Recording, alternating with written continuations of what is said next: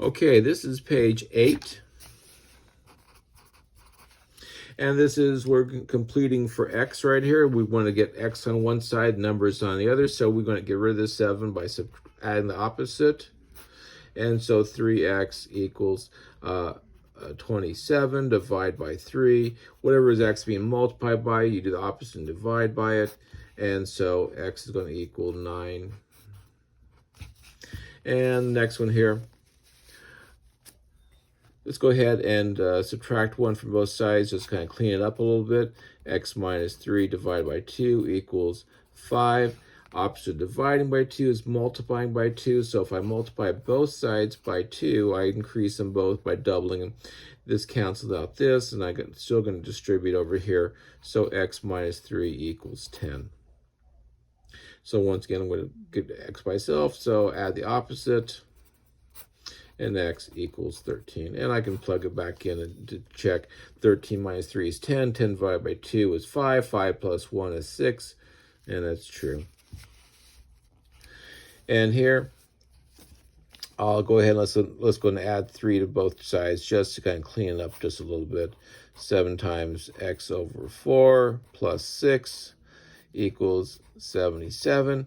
And opposite multiplied by 7 is dividing by 7. So I'm going to divide by 7. I'm going to divide by 7. Just happens to be convenient that 7 is easily divisible by. So x over 4 plus 6 equals 11. And this point here, now that the parentheses gone, I'm going to subtract 6 from both sides. And x divided by 4 equals 5, and ask myself, what number divided by 4 is 5? Well, 20 divided by 4 is 5, or simply multiply both sides by 4, and x equals 20. All right, both sides equations, solving each equation, identify the number of solutions. All righty, so typically what I want to do is I want to go ahead and when the two lines cross each other, there's one solution. If they're parallel to each other, there's no solutions. And if both lines are exactly the same, there's many. So here I need to go and make sure they look alike. So I'm going to distribute the 2x. So 2x plus 5 equals 2x minus 6. And notice that these are slightly different lines. One crosses the y-axis at 5, one crosses negative 6. So they're parallel. No solutions. So they will not cross each other. They will be parallel lines, never cross. Here, let's go ahead and do the same thing so we can look at them. We're going to combine like terms here, and we're going to distribute here. So this is going to be 6x plus 3 equals 4x plus 2x is 6x plus 3. Notice these are identical, so therefore I have 2 identical lines. So this is many are infinite. All right, and this one here, same thing. Let's go ahead and distribute. 21 minus 7x equals 5x minus 1. And I like to look negative 7x plus 21 equals 5x minus 1. I always like to have the x's first. Notice this slope is totally different from that slope. That means these two lines are going to cross each other. This is one solution.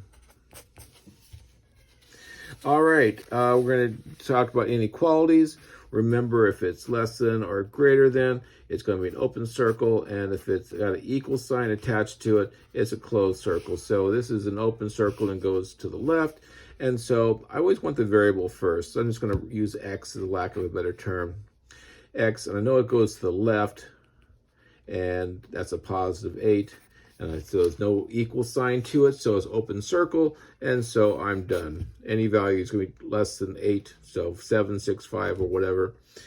Here, the arrow got chopped off, but it's a closed circle on 0. And so once again, I'm going to put x to the left. The angle is going to go that way, plus it's going to be equal because it's a solid circle right there. This is solid.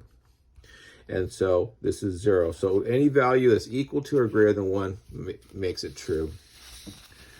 All right, so here we go. Solve and graph each inequality, show all possible solutions for x. So let's go ahead and solve for x by adding 9 to both sides.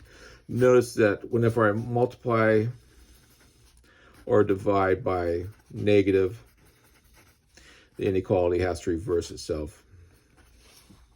So in this case here, we got 7x less than or equal to 35. I'm going to divide by 7, and x is less than or equal to 5.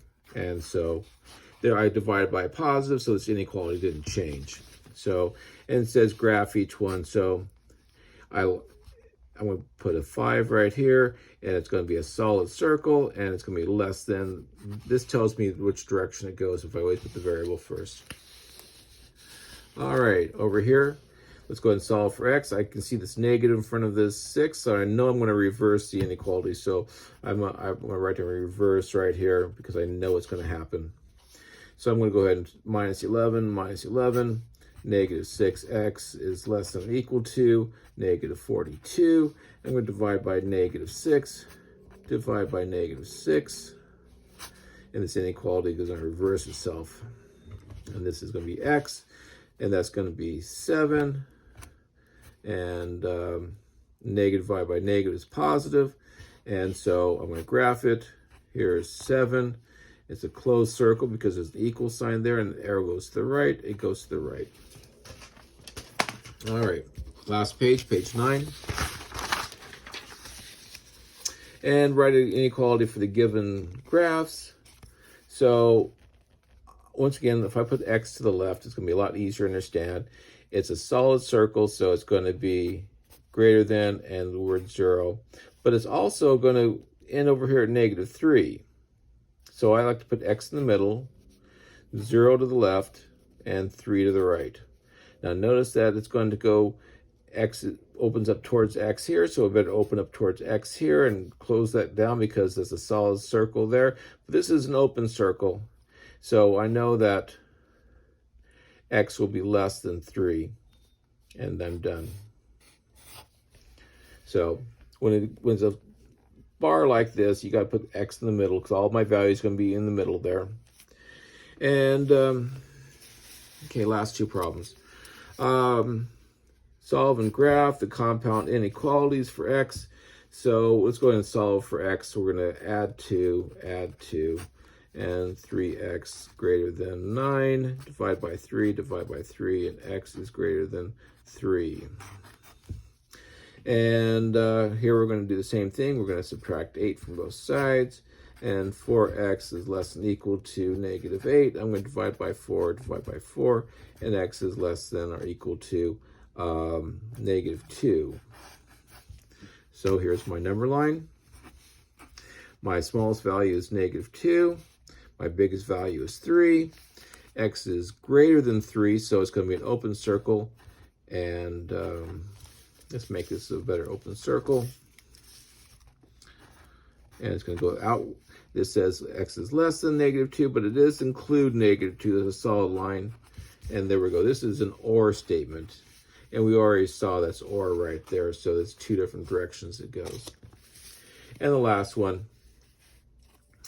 Let's get rid of this 4 at the bottom here by multiplying all three of these by 4. So it's negative 16. I'm multiplying by a positive value here. So this inequality stays the same.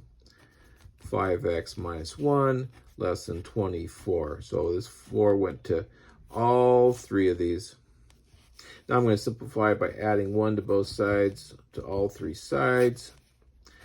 Negative 15 less than 5x less than 25. And divide by 5. Every term gets divided by 5. So negative 3 is less than x less than 5. So I'm going to graph it. My smallest term is negative 3. My biggest term is 5. X is less than 5, so it's an open circle and goes this way. And x is greater than negative 3, open circle, and it goes this way. So these two connect each other, but they do not include negative 3 or 5 as an answer. and we're done.